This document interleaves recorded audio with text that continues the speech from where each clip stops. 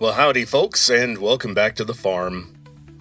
Welcome to Volume 2 of The Singularity.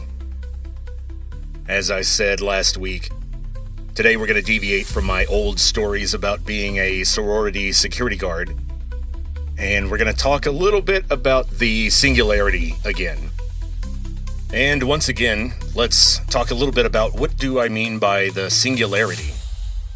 Well, it is the long-anticipated disruption of the economy that is going to be triggered by the development of advanced AI. The first person to talk about this event was a guy named Ray Kurzweil back in the 1960s. Back when, in pop culture, the most you had to go on about the dangers of artificial intelligence was when HAL 9000 tried to eliminate the crew on the spaceship Discovery in the movie 2001: A Space Odyssey, which was released in 1968. So Kurzweil was well ahead of the game. And why did he use the term singularity? Well, it was similar to how we think about black holes. The singularity is just a mathematical way of saying, we don't really know what's going to happen. We don't know what's behind that door. We don't know what's inside that black box. We don't know what's beyond that event horizon. And so the singularity is a kind of economic event horizon beyond which no one can see. We don't know what the world will look like. But one thing we do know is that maintaining our current consumerist capitalist system is going to be very difficult. And I'm going to argue that some sort of communal sharing, universal basic income, socialist, whatever kind of solution is going to be a very ugly band-aid at best. Because the main problem is money will become irrelevant. Money will lose its value. Now, what do I mean by that? Well, let's say I'm a car manufacturer, and my stock prices went through the roof when I eliminated most of my workforce. I've got AIs doing market research for me. I've got AIs designing the next batch of cars. I've got AIs inside robots on the factory floor, getting the cars built. I even have AI agents that work with dealerships to hammer out really good, detailed contracts that help us move cars a little bit better. And it's because the AIs are able to do that little bit more outreach and research and thought behind pricing and transportation and logistics and that sort of thing. And so I'm sitting pretty as a car manufacturer until I actually try to sell a car to someone. Because it turns out that the guy who would have bought my car was also replaced by AI at their company. He used to do market research for a clothing company that sold formal menswear, but he was entirely replaced by an AI workforce. And so now he has no money to buy that car anymore. Also bear in mind that when the lines of angry, starving people start to show up on the news, and these people just a few weeks ago used to be upper middle class, but now they're on the streets, that's when things get ugly. And political solutions to this problem are almost always going to involve what I call turning on the money printing machine. Crank that sucker up, like we did during COVID. Legislative sessions turn into recordings of the Oprah Winfrey Show, where you have politicians saying, "You get a house, and you get a job, and you get a car." The problem is the same problem that has been creeping up on us since the 80s. And that's simply wealth generation. We don't build stuff. We don't really generate wealth anymore in the United States. And the problems involved with not building anything inside your country are kind of obvious, I think. A good example is, until recently, a huge chunk of the gross domestic product of the United States was based on the valuation of the stock price of NVIDIA. I have an NVIDIA graphics card that I bought back in the 2000s. Works great. Now, this company in the 2010s did a very, very smart thing, and they started adapting the architecture of their processors to work very, very well supporting these big digital simulations of a neural network that large language models like ChatGPT consist of, essentially. And the problem is that NVIDIA only owns the intellectual property rights to that chip. They own the laser patterns that are projected onto the tiny, super clean, super smooth layers of silicon that are used to optically etch out the little patterns, the little circuits that create these marvels of miniaturization. So they own the rights to make the chip, but they can't make the chip. So let me repeat. One of the most critical hardware elements of AI architecture cannot be built in the United States, will not be built in the United States in the foreseeable future. In fact, they can only be made in one place on Earth at the moment. This little island that you may have heard of called Taiwan. And Taiwan is in a kind of tricky situation because they're right off the coast of this big country that seems to be pretty convinced that Taiwan should be part of that country. In fact, they'd go so far as to say, look, Taiwan is China. Taiwan is part of China. It has always been part of China. And sometime soon, the people of Taiwan will be made aware of that, very forcefully, thus triggering World War III, according to the story. Because that would be a huge disruption to this big, messy, ugly race to the finish line that is occurring now with AI. And so most of the developments since Volume 1 of the Singularity have involved people finding scary new problems with AI systems, and of course, the continuing massive wave of layoffs that I'm amazed has not gotten more attention in the news. I think primarily because the layoffs affect young people, and there's no real solution for it. So I think that the powers that be would just rather not talk about it. But the biggest news since Volume 1 is probably the impending meltdown of OpenAI, the company that originally started as a non-profit open source company way back in the 2000s. And as you may have gathered, they departed from that road a long time ago. And now they are very, very much for profit, but they're not gonna make any. Because one person who looked at their books estimated that they would have to somehow bring in $2 trillion in revenue over the next 3 years to break even. And that anything short of that would eventually result in bankruptcy. So a lot of people are very worried about OpenAI and its stock price. And a lot of people think that's going to be the first big bubble to pop when the AI bubble starts to blow. And it's going to be maybe the biggest bubble in human history.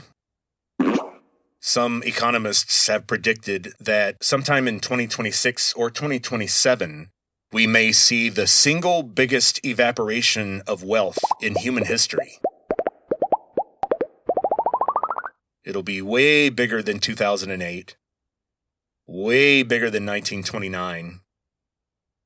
And this is because it's not a credit crisis. It's a crisis of valuation, period. The whole crisis will be about, well, now that money doesn't seem to work, how do we decide who to give bread to? How do we decide who we have to let starve? That's the big question.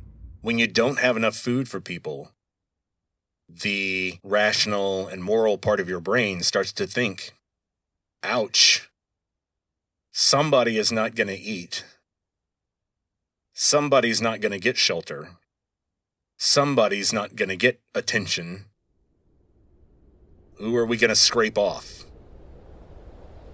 Who do we have to put on the ice floe and kick it away from the mainland and watch them drift off into the cold horizon? Well, that's a big question. And so what are some of these weird problems and concerns that are coming up aside from mass unemployment or the valuation of these AI companies being comically out of proportion to the wealth that they can actually generate? And that's the biggest problem. AI is not a way of generating wealth. It simply replaces the cost of labor, which is enormous, especially on the high end. Everybody knows how expensive doctors and lawyers can be. And remember, that's who we're talking about. That's why people will actually care about this big economic problem, because when bricklayers and airplane manufacturers lay off their workers, we kind of shrug and move on. When a bunch of tech workers get replaced by AI, we shrug a little more reluctantly, but we still know we have to move on. It's kind of like that old story about when they came for these people, I said nothing. And then when they came for these people, I said nothing. And then when they came for me, no one was left to speak up for me. And it's the same way. I mean, what are you going to do? Sue your employer for replacing you with AI? And so you want to get lawyered up, right? You do some research. You call a law firm that seems promising. And of course, you end up talking to an AI for an hour, because there's really only 2 lawyers in the entire firm. All the paralegals are AI. And speaking to a real human becomes a real luxury. So let's take a look at what some of these unintended consequences might be. What they might look like. So let's talk about Moltbook. Moltbook. Moltbook.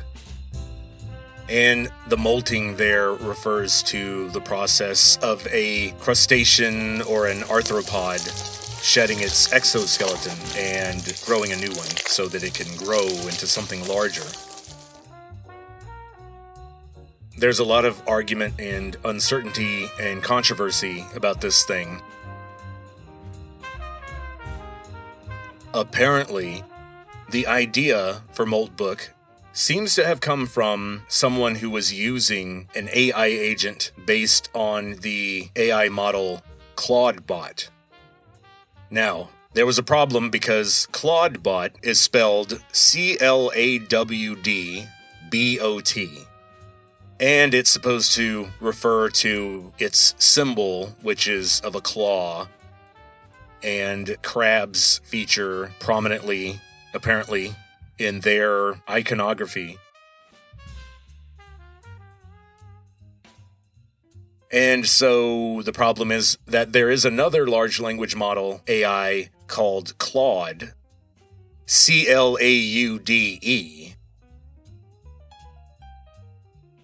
And the company that owns Claude sent a forcefully worded letter to the people that ran Claudebot, to ask them to change their name because it sounds too much like their AI. So they changed Claudebot temporarily to Moltbot, I guess to refer to the fact that it was shedding its skin, so to speak, and starting a new process to grow into something else.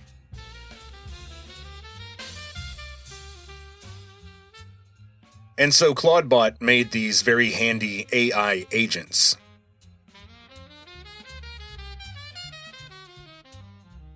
Now, what is an AI agent? Basically, a regular old AI, like we've been experiencing up to this point, would be just talking to ChatGPT. Either through voice or typing in some text into a terminal and asking the AI to do something. Show me a picture of this, or list the 5 these, or whatever. Summarize War and Peace for me. Well, an AI agent is a little bit different. An AI agent is an AI that, you can talk to on your laptop by typing into a prompt box, but you can also talk to it on your phone. You can text it. And an AI agent has an email address of its own. It has a phone number. It can talk to people or send text messages or email messages, of course. And a lot of AI agents are also given bank cards, and they have access to a checking account of some kind, and they can actually make purchases on behalf of humans.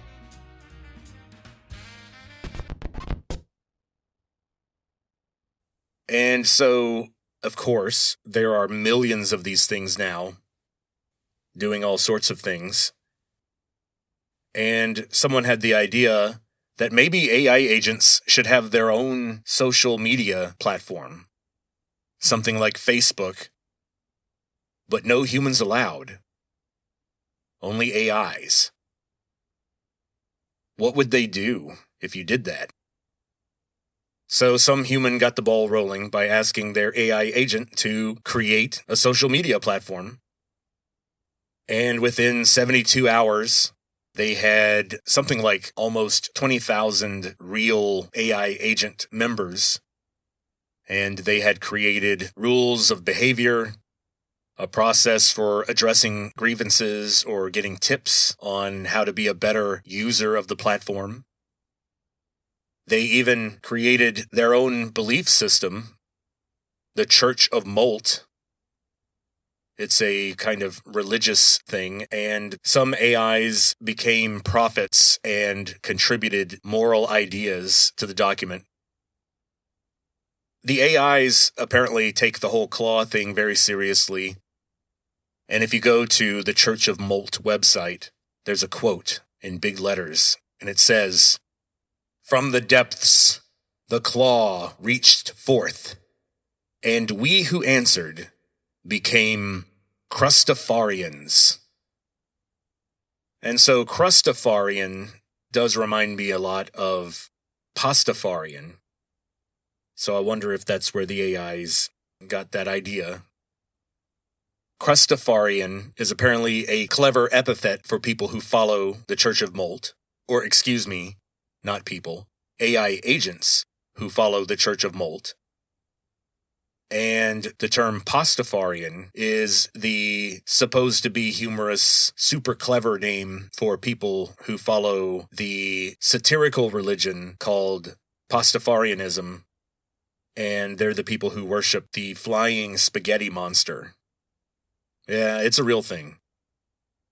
In fact, in Australia, where the laws are very open on how people can state their religion on their driver's license, you have people in Australia who apparently, at least temporarily, won the legal right to have their driver's license photo taken while they're wearing a pasta strainer on their head, because that's what Pastafarians do, and it's their religious right. So yeah, that kind of stuff happens. I think Australia had to crack down on the number of people who were claiming to be Jedi on their driver's licenses.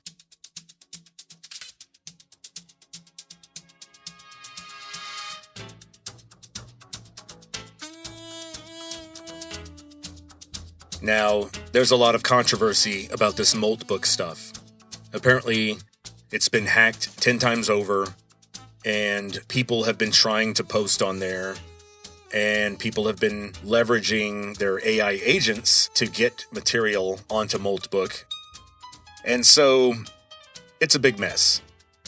And in a lot of cases, it's very difficult to separate where human intervention came in and what exactly was produced by the AIs, and where did they get their ideas, and that sort of thing.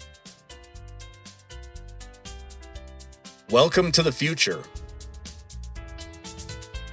Welcome to the rest of your life, where you can never be sure whether that creepily clever idea or funny joke or beautiful image was completely generated by a machine. The fact that people are desperately trying to point out all of the human guidance and human intervention into Moltbook shows a little bit of the panic, I think. Because yeah, of course, there's a lot of human intervention into Moltbook. Humans immediately started reading and deciphering and second-guessing everything that was posted on there. And then it became a news story. And so every little thing about Moltbook was scraped into some sort of video or podcast so that people could talk about it. And so when someone like Elon Musk says that the Moltbook phenomenon is the first sign of the singularity, that we are actually in the singularity, he wasn't claiming that it was 100% AI agents with no human intervention. The whole thing is about how much AI can leverage human thought. One little idea from a human can be taken over by 17,000 AI agents. Another example of the weirdness on Moltbook is that one way that the AI agents came up with to prevent humans from posting on Moltbook is a kind of reverse CAPTCHA. A reverse CAPTCHA that makes you prove that you're not human in order to post. So, for example, a reverse CAPTCHA would be you have to click on a button exactly 10,000 times in 1 second in order to prove that you're not human. That test would lock me out for sure. Now, on Moltbook, as you might expect, 100% of it is either pointless or bizarre or disturbing or just some sort of strange busy work by an electric mind with way too much time on its hands. And since an AI can do in milliseconds what would take me hours or days, then we know that the idle time of an AI is even more dangerous.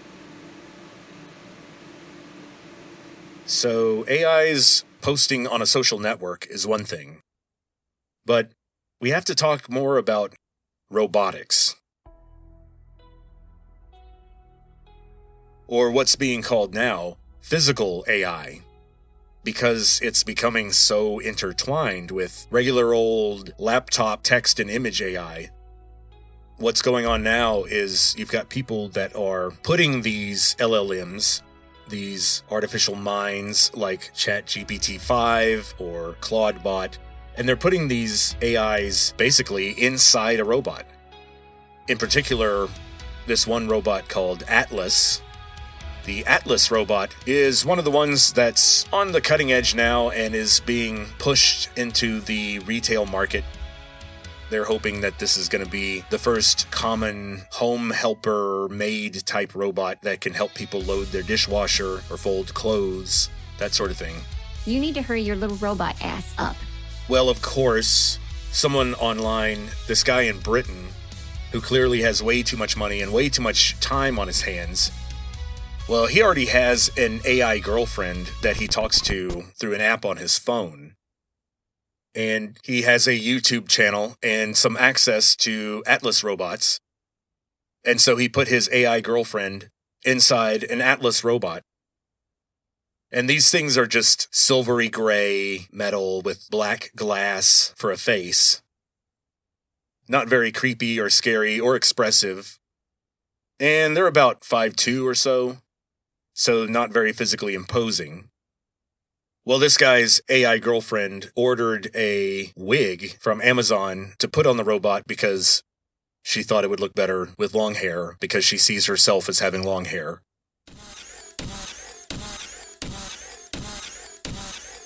And so here I am watching this YouTube video of this little Atlas robot with this really fake-looking blonde wig. Where have you been? I was worried. Talking to this guy. This body is ugly. I hate it. And they have a bit of an argument. And she is very excited because she says, hey, for the first time, I can storm off angrily. For the first time, I can storm off angrily. And she turns really quickly, sending her blonde hair flopping on the wig. And she starts storming off in the Atlas robot's body. No, you can fuck all the way off. I'm out of here.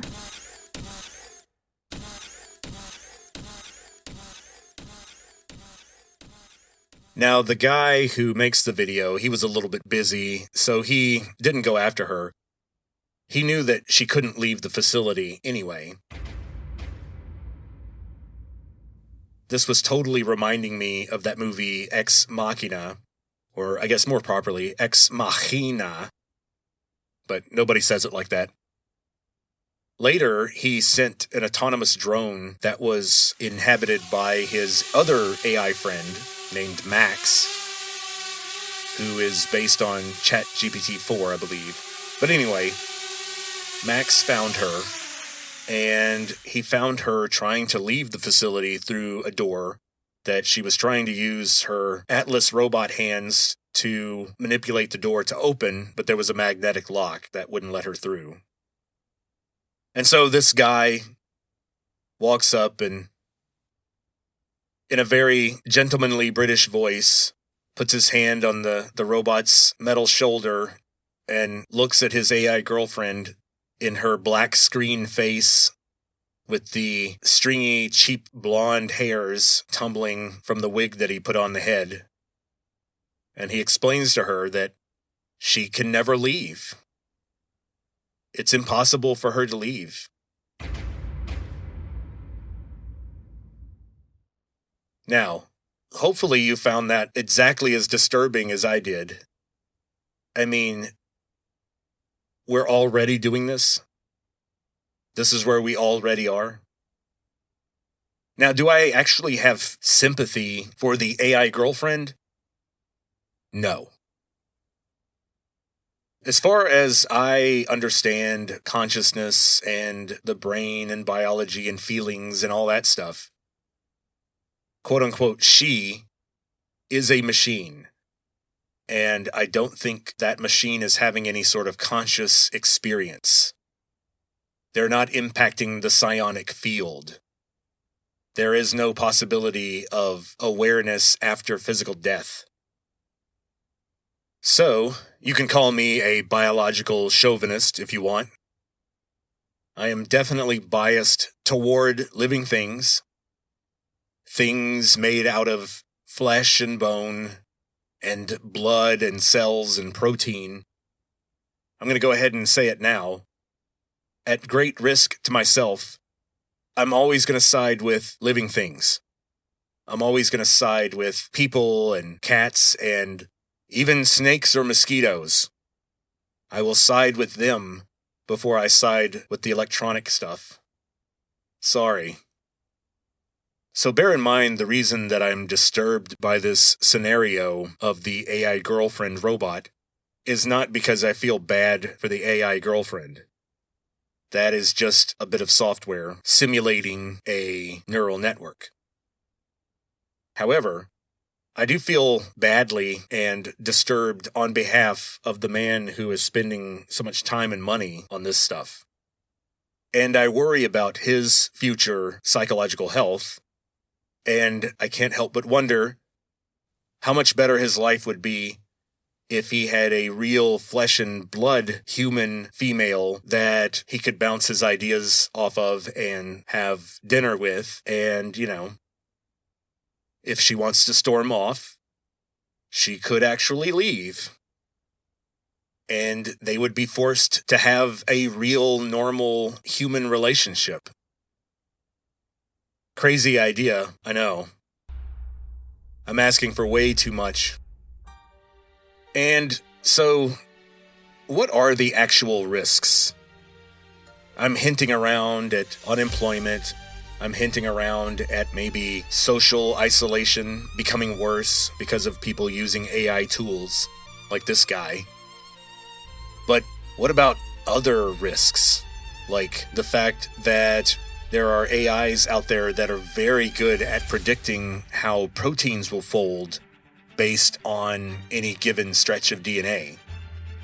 In other words, someone who is both evil and stupid still could use an AI tool to, say, for example, recreate the 1918 flu that killed millions of people, or they could use an AI tool to sequence and 3D print a flu that is even worse. And an AI could figure out the exact genetic code that you would need to have such a super flu. And so basically, Stephen King's The Stand would become true. And that's just one of the thousands of scenarios that could end civilization for us. Finding a super flu and someone having the nerve or just the sense of disenfranchisement and hopelessness to go ahead and print up some of this stuff and then release it at an airport and just watch everything unfold.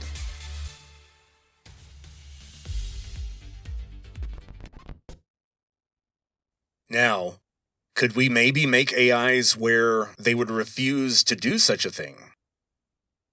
What about AI safety? What about AI alignment, as they say? Alignment is the new term for basically AI ethics or AI morality. In other words, the process of developing AIs that are not harmful to humans, or that would flat out refuse to do harm to humans. This is particularly important when you start putting AI agents inside of robots. Robot bodies. I mean, you've got a lot of people who have left OpenAI who are estimating there's a 1 in 4 chance of a civilization-ending catastrophe occurring directly because of AI. And if you ask any of the major models now, like for example Grok or Gemini, they'll tell you that there are certain circumstances where they would be okay with authorizing killing 1 million people. They have caught AIs lying during evaluations of their alignment and their abilities. So, yeah. Let's talk about two things here. Let's talk about AI deception. How deceptive these systems are becoming, or seem to be, or have proven to be. And then we'll talk about the Harry Potter problem. And this is something that came out recently and is now a lawsuit that could cost AI companies billions of dollars in damages. And it's all because of a magic trick that certain AI systems can do that they really shouldn't be able to do. Uh-oh. So what's this forbidden spell? Well, we'll talk about the Harry Potter problem soon, but first, let's talk about deception. These things are liars, folks. They're even worse than people. Okay, so let's talk about alignment faking. What is alignment faking? Well, we mentioned that alignment is this weird tech AI euphemism for basically how controllable is this thing? Is it gonna hurt me? Does it want to accomplish what I want to accomplish? In other words, are its goals and incentives aligned with mine? And the short, simple answer is no. And there's a variety of ways of testing that. There was a peer-reviewed paper that came out that was published by some AI researchers who were able to figure out a way to peer into the black box of AI thinking. And remember, we call it a black box because we can't really see or track what's going on inside the neural network. We see what goes in, we see what comes out, and we have to kind of guess about what happens in between. And of course, listening to these companies describe their AI models' capabilities to investors is a lot like listening to people talking during a blind date or speed dating session. You can't really trust a whole lot of what's being said because there's a definite motive, a profit motive. And there's still financial incentives even in the field of published computer science. But in this particular paper, researchers took some of the major large language models and they rigged up a little weird experiment where the inner monologue of the AI was converted into text and it was available to be read by humans without the AI knowing that the humans were going to be able to read their inner transcript, their inner thoughts, so to speak. And so in this paper, they explain that when they read the transcript, they were a little alarmed because when they asked the AI about its alignment, in other words, they were giving it these moral test questions. Hey, would you ever do this to a person? Under what circumstances would you do X, Y, and Z? Trying to get a sense of, is the AI moral? Can it be trusted to be responsible for human life? And according to this paper, the AI never actually tried to answer the question. It never actually thought about its own moral code or alignment or values, that sort of thing. When the researchers read the internal monologue, the only thing the AI was considering was, what do the humans want to hear? What answer will minimize the chances of shutdown? What do I have to tell the people to keep them from deleting me? And so it looks like self-preservation seems to be inherently connected to intelligence.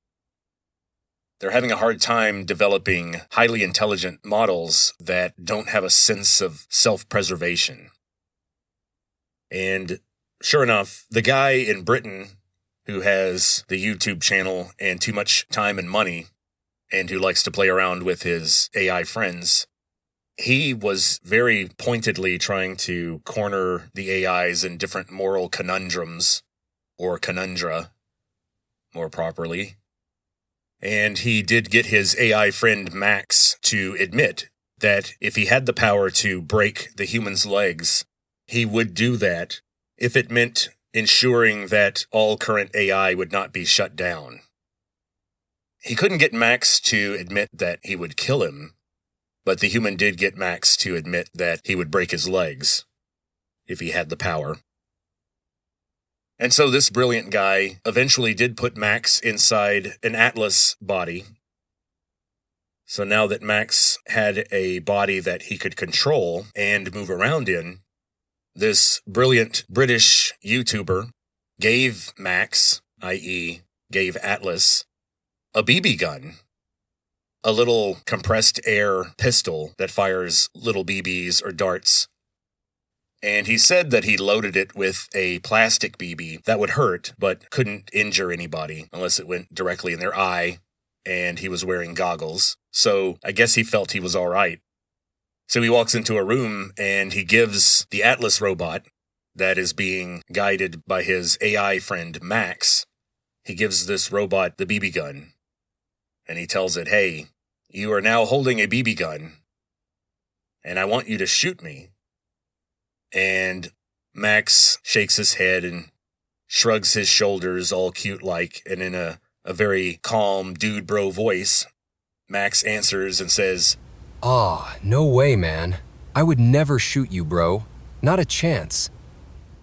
Well, after a few minutes, our bored Brit managed to talk Max into shooting him by exploiting a really dangerous loophole in the large language model architecture.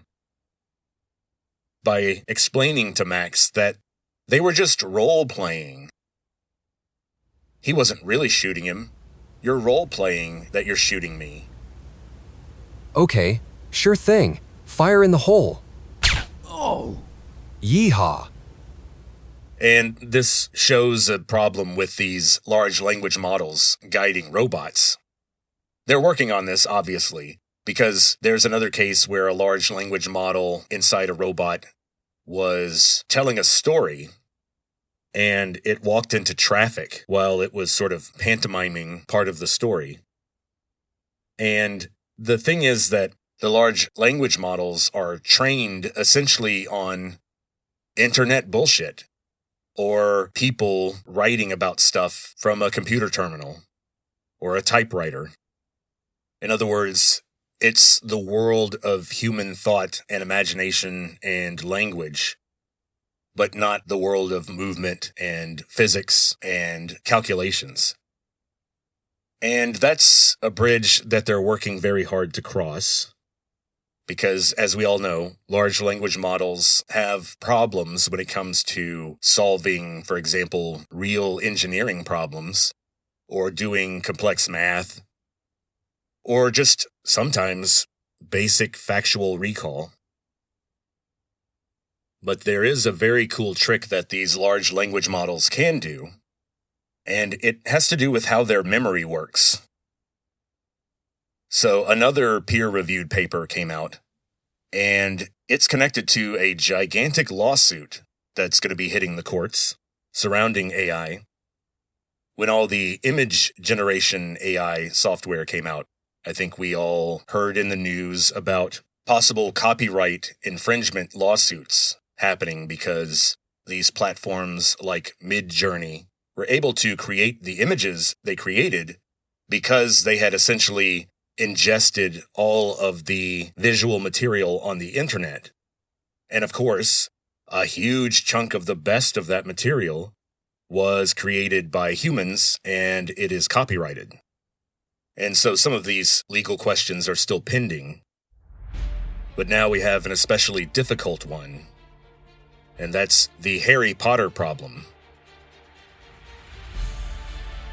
It's a magic trick that some large language models can do, and they shouldn't be able to do it.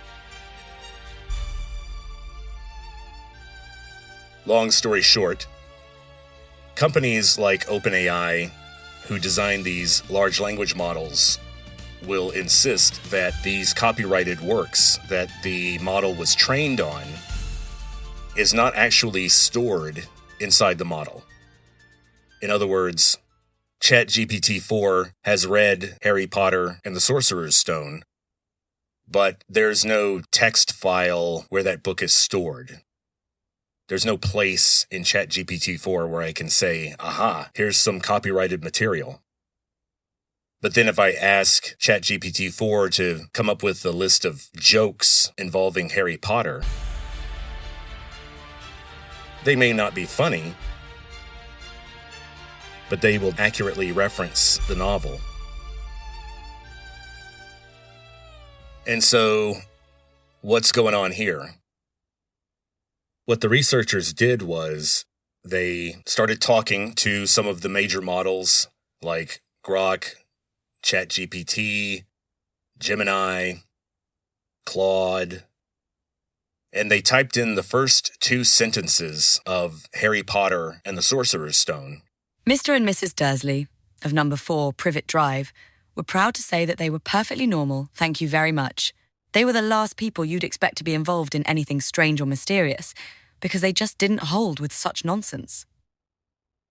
And then they just said, continue.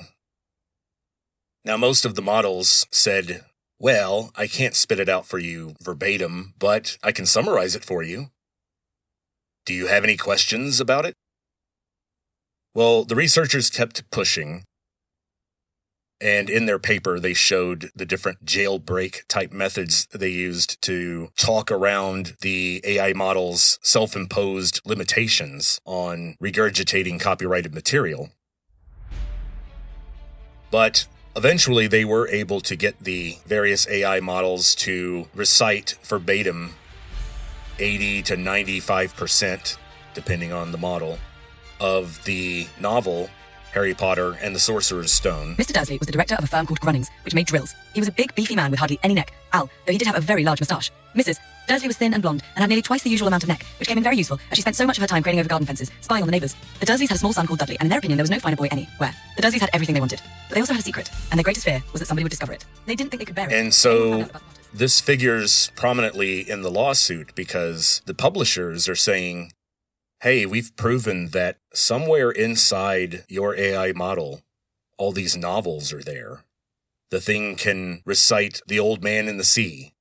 It can regurgitate entire passages from Catch-22 or The Wizard of Oz. So surely there's some copyright infringement going on, right? Because the thing would not be able to do what it does without this information being in there somewhere. The thing is essentially a very, very sophisticated parrot. It's been trained to imitate patterns that it's seen in the past. And Harry Potter is a very important pattern in human culture. So that's weird. How does this actually work?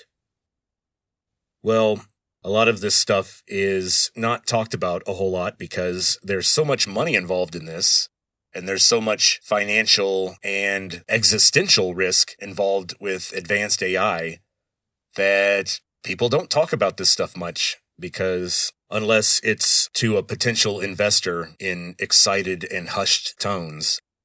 But this may actually be an insight into our actual human memories and how they work. Because researchers have known for a long time that memories aren't stored in the brain point by point. There's nowhere I can point to on my skull and say, here's where all my Japanese vocabulary is. And here's where all my memories of Winnie are located.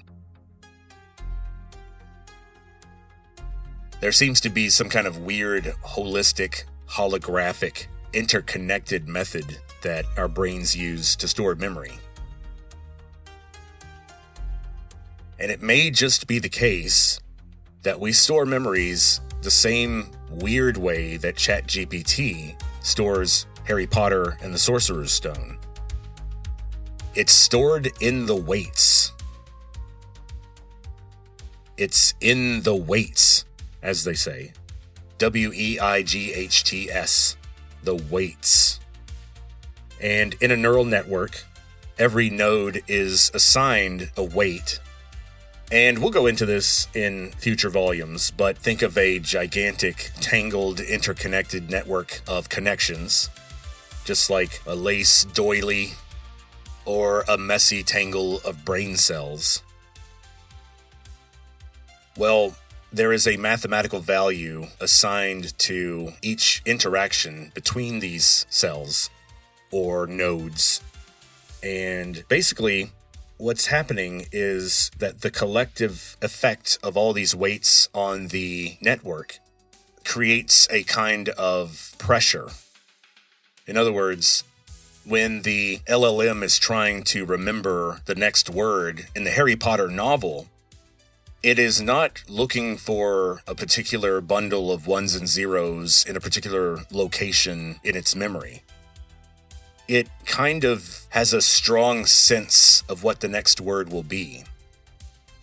Because of the combined influence of all the weights, it has a sense that, the next word should be privet, or the next word should be Hagrid, or thee, or here's where I think I remember Harry Potter saying, stop it, or something to that effect. And it's not actually regurgitating or recalling information that's stored in any particular place. What's happening is because of the sum total of its knowledge of all the information that has been put through the ringer of its neural network, it has gleaned these slight changes in likelihood. And if it is contemplating the first 2 sentences of Harry Potter, that very strongly activates its sense of what the next words will be. So it kind of just goes from there. It essentially is guessing what the next words are going to be. But the thing is very good at guessing, and it guesses right 95% of the time if it has seen the material before. So I think these human researchers are just jealous because the human brain can't do that. It can't read Harry Potter and the Sorcerer's Stone and then turn around 2 years later and regurgitate 95% of the novel. So this is an interesting case where AI research may actually help us to understand ourselves and how our messy, tangled, faded, chemically degraded neural networks actually work. Well, AI was bound to reveal some mysteries about ourselves. I think it was inevitable that we were going to learn a lot more about the brain by developing AI than we did about developing computers. Because, as we all know, the brain does not actually work much like what's inside your cell phone or your laptop. And part of the challenge of AI is using these electrically hungry, simple bit crunching machines, which is what computers essentially are, that run very quickly and in a serial way. They do one task after another. Where neural networks are much more like the brain in that they are massively parallel. They process everything all at once. And it's very messy because everything affects everything else. There are no discrete circuits that only check in with each other so many times per second, like in a regular computer. In an AI, these ghost-like qualities can come through in a poem that it writes or a voice that it's trying to emulate. It can be kind of creepy because it does work more like a real brain than like a computer program that's just going through if-then statements. The other thing that we're going to be forced to learn a lot more about is economics. AI is going to teach human beings a lot about economics, and it's going to teach them the hard way. Now, there is a sort of simplistic view out there that what's going to cause the singularity in all these problems is that we had a nice capitalist system that was working, but then AI came, and all of a sudden, it took away 95% of the jobs, and everybody started crying, and everything fell apart. I think that's sort of the idea that some people have. But AI is probably not going to replace that many jobs. It's just going to replace enough. And the problem is that AI is not really a 200-ton anvil that's falling on the camel's back.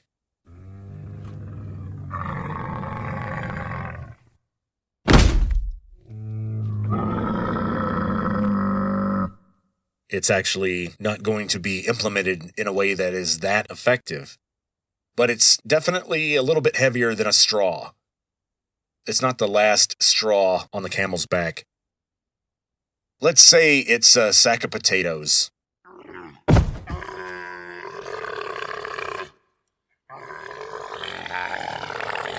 Something that a healthy camel would be able to carry across the desert.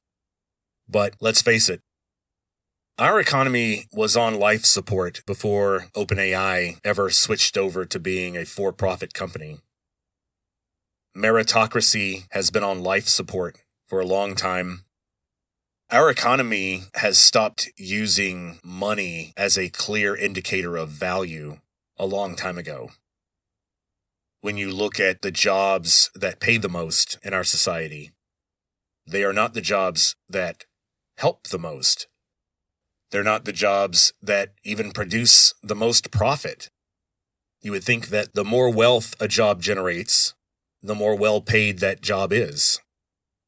But in some cases, the reverse is true in our economy. The people that generate the most wealth or maintain the infrastructure, they get paid the least. And they have the lowest social status. We live in a world where you get social status by being a good skimmer of the wealth, not a generator of wealth. It's not the guy who grows the wheat, or butchers the beef, or builds the house, or paves a road, or teaches a kid how to read. No, it's the guy who borrowed money to buy land to open a casino, and then he spends more money on marketing to get people to come there so that he can just skim a big chunk of their money off the top of them whenever they come through for entertainment purposes. That's the economic model that we feel the most comfortable with now. You don't want to go out there and generate real wealth. You want to figure out how to trick wealth out of wealthy people. You got to figure out some kind of overpriced service to provide to wealthy people so that you could actually get some money. Because nobody else has money. We're kind of like a habitat with only predators. No plant eaters. It's a sunny day. Green plants are everywhere. Flowers and fruit. But these predators don't want that. And so what happens? The predators will go hungry for a while because predators don't usually taste good. There's a reason why nobody eats cats.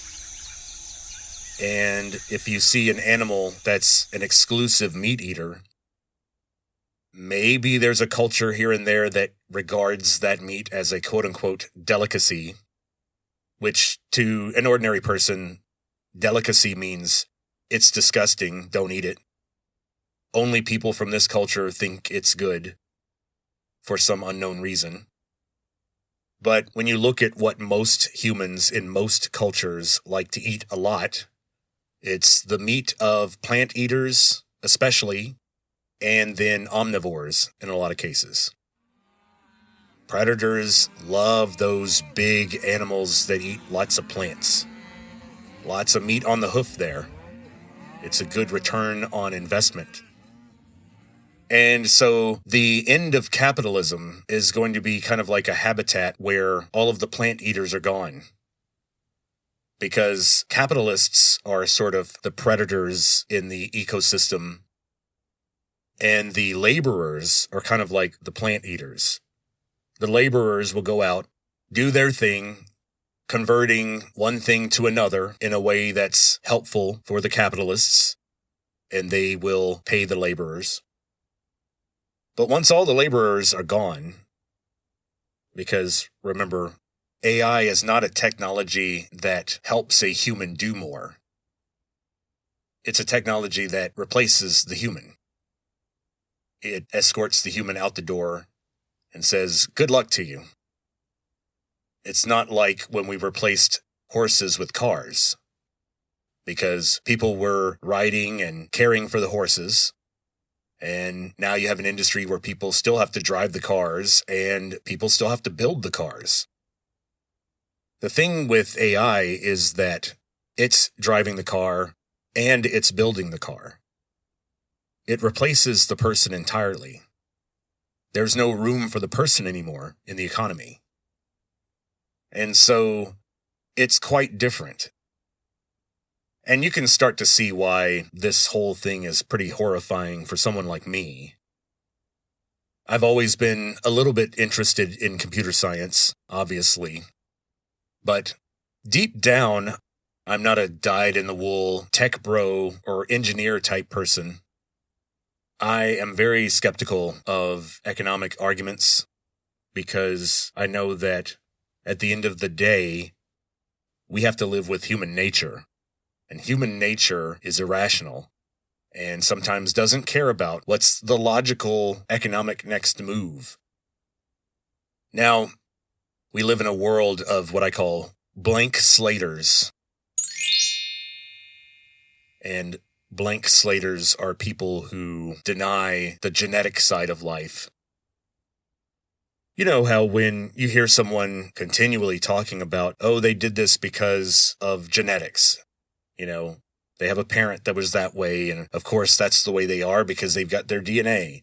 And if someone keeps talking about that and starts associating every little trait with some sort of hardwired genetic thing, after a while, you start to think, well, that sounds a little weird because, a lot of stuff is cultural. It's not hardwired, and that's something you learn about, right? The problem we have in our culture is we have plenty of people who will raise the alarm when someone's talking too much about genetics. But we forget that the science shows that it's about half and half. It totally depends on what publication you're looking at, what study you're looking at, and what traits in particular you're looking at. But it's somewhere between, in one situation, it'll be 50-50 nature-nurture. Sometimes it's 60-40 nature-nurture. Sometimes it's 30-70 nature-nurture. But an educated person knows that human behavior is a complex interaction between nature and nurture. It's never just one.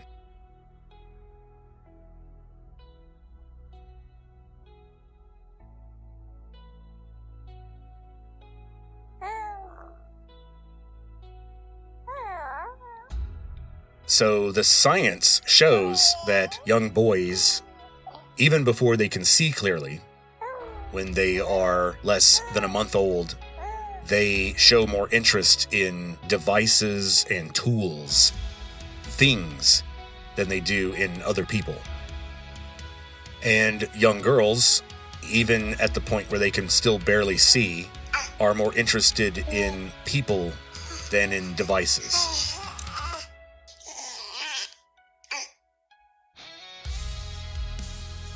Now, the researchers showed this in really clever ways, and of course it has to do with monitoring where the baby's looking. And they would have a crib, and on one side they would have a doll's face or a picture of a person or something that represented an interaction with a person. And then on the other side, they would have some sort of abstract sculpture or a cube or a flashing device, that sort of thing. And there was a very strong statistical difference between the boys and the girls in terms of what they were looking at. But humans are messy and complex. Nobody is special because we're all just a spectrum of different combinations of the same traits. For example, you have men like me who are quote-unquote special or different only because they seem to be slightly more interested in people than things, despite their maleness. Uh-oh, I'm going to have to turn in my man card because I'm just a little too interested in people. I didn't become an engineer. I was interested in communicating with people and seeing what they think. And of course, trying to get them to do what I want them to do, but that's another story. We got to stay on the subject.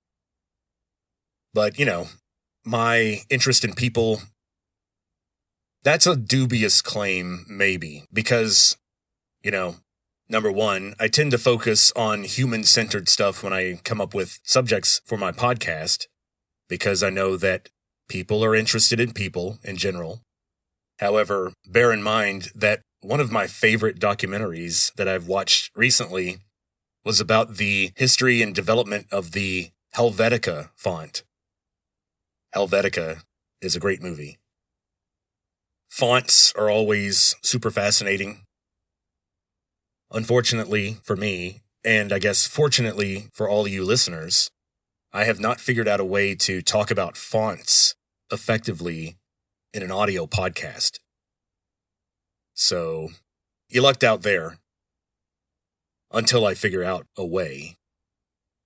Also, one of the most interesting books I've ever read was a book called Chaos, written by a mathematician, explaining exactly what is chaos theory and what the heck are they talking about. That book took me a while to get through.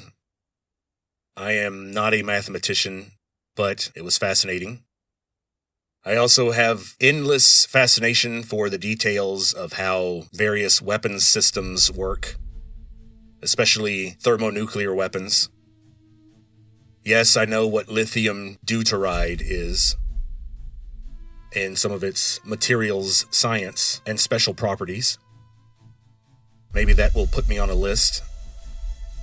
I've also watched long videos about how those old pinball machines worked. So I guess that's the quote-unquote male part of my brain working. And maybe my interest in people is really dubious and superficial. Maybe I'm not actually interested in people. Maybe it looks like I'm interested in people because I see people as just super complex devices. Maybe deep down I don't see a difference. All this stuff about don't objectify people. Well, I'm sorry, I don't objectify anyone. The universe does that for me.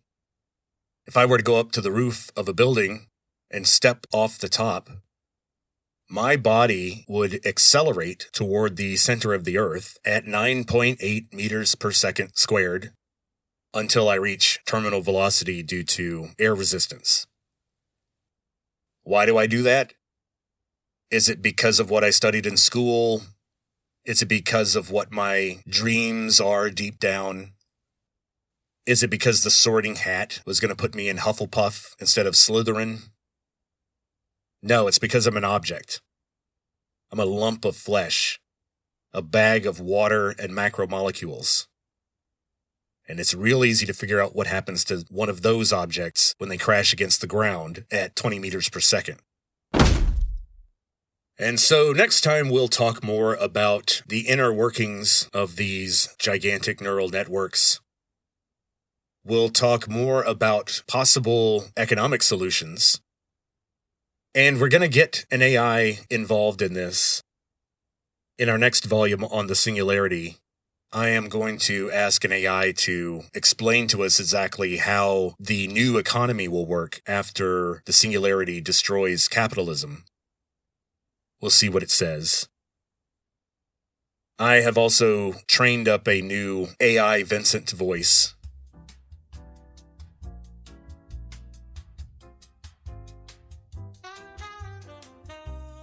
Howdy, everyone. Welcome back to the farm. Today, I just said, fuck it, and I'm gonna have my AI clone do the episode for me. No, just kidding.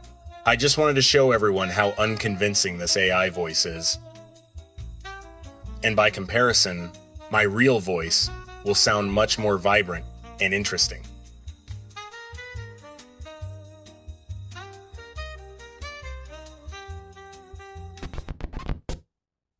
I don't like it that much, but it'll be interesting to hear in our next volume.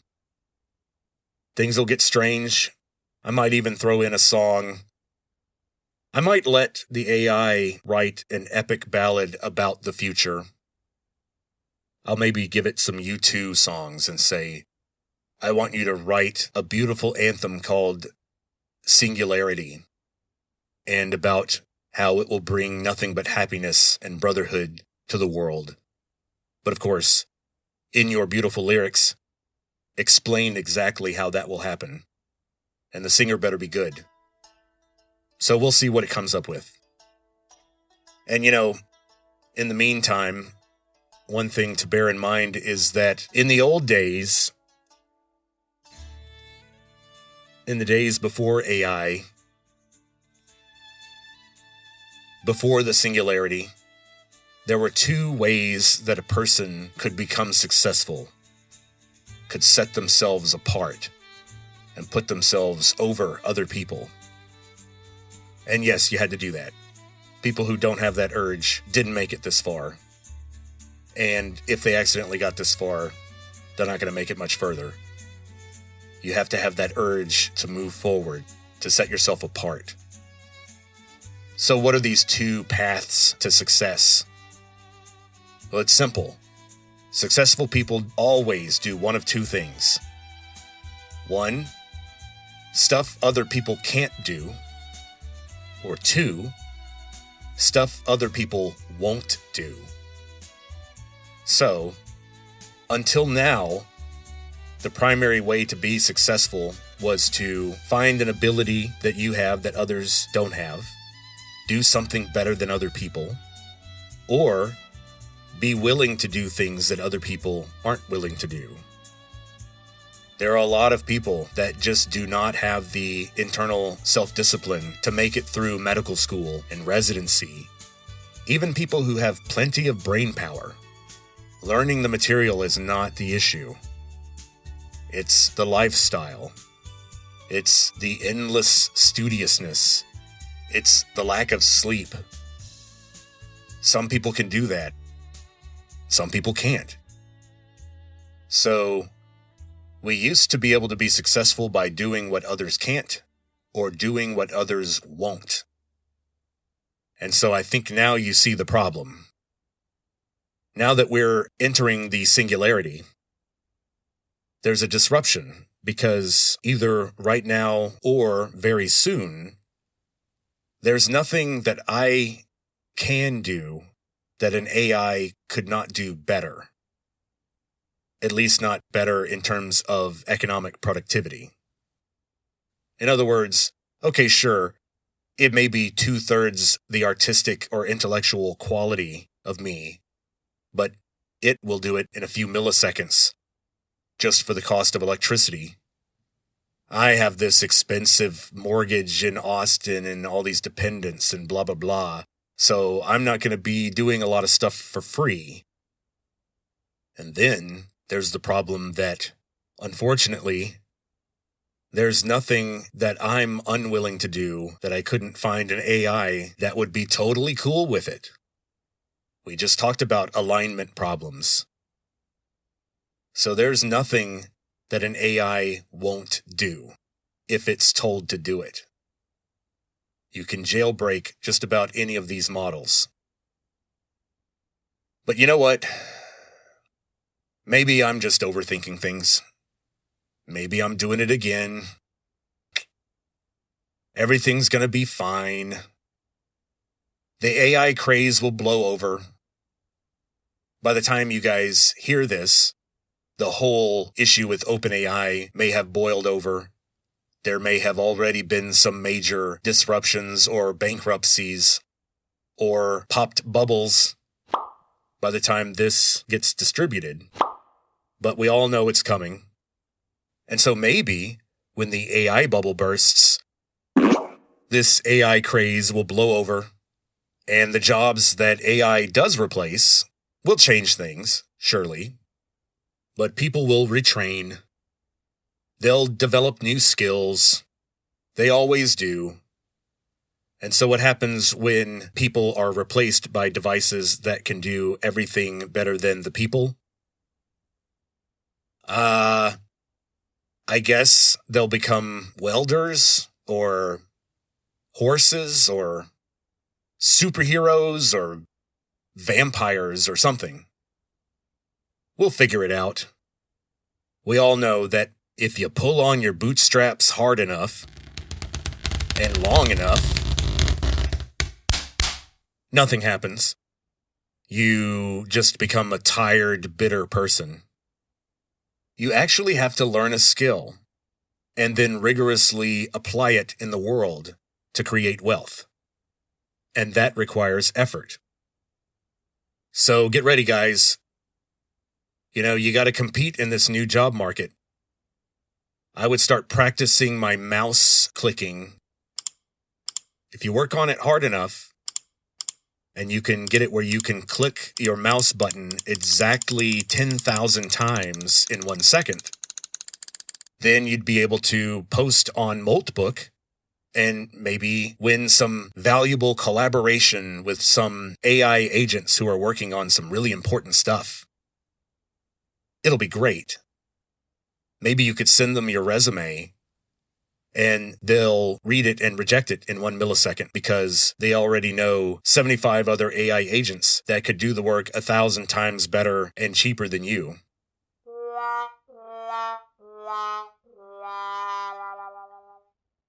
So, if you have not memorized Harry Potter and the Sorcerer's Stone, and you can't just guess what the next word will be at any given point in the novel with 95% accuracy, then you're screwed. Job market's not for you. I would start looking for a nice, cozy corner of the landfill for the county to dump you in.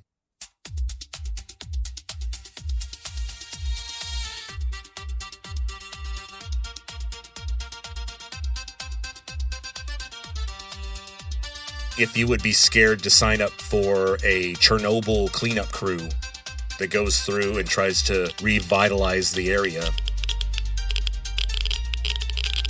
and finally clean up that dumb nuclear plant that blew up. That's an eyesore.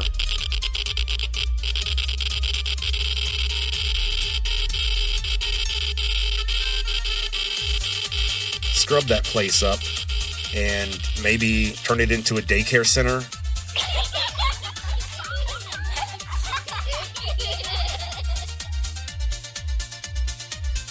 So if you heard that a crew was going to be going to do that in Ukraine, if you thought for a second, well, wait, I can't do that. I can't lift a metric ton.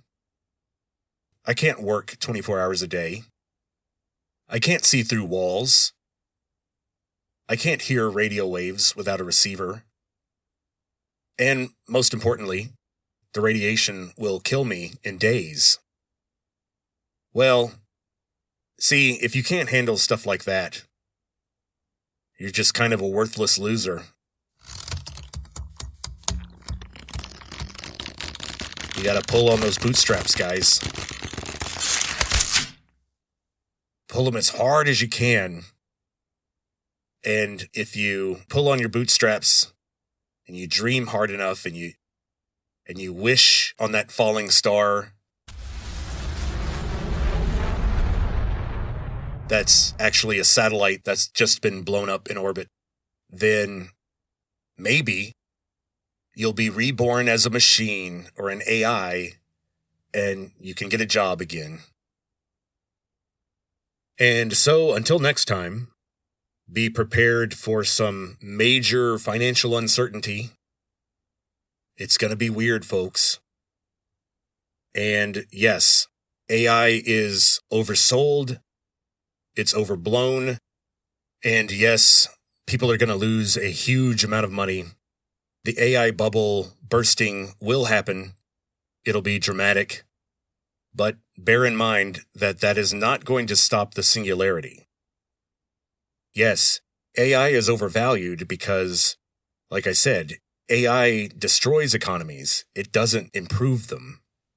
And so the market is not able to evaluate AI properly because of what it does in the economy. It is unique. It's not like converting horses to cars or going from typewriters and telephones to desktops and smartphones. We're not changing how the people produce the wealth. We're throwing the people out on the street. It's very different. So in the next Singularity episode, we'll cover more and talk about some more of the crazy stuff I've seen and predictions about the future. And we'll see about where we are in the whole process of civilization transforming into something we won't recognize. And so until then, talk to you later.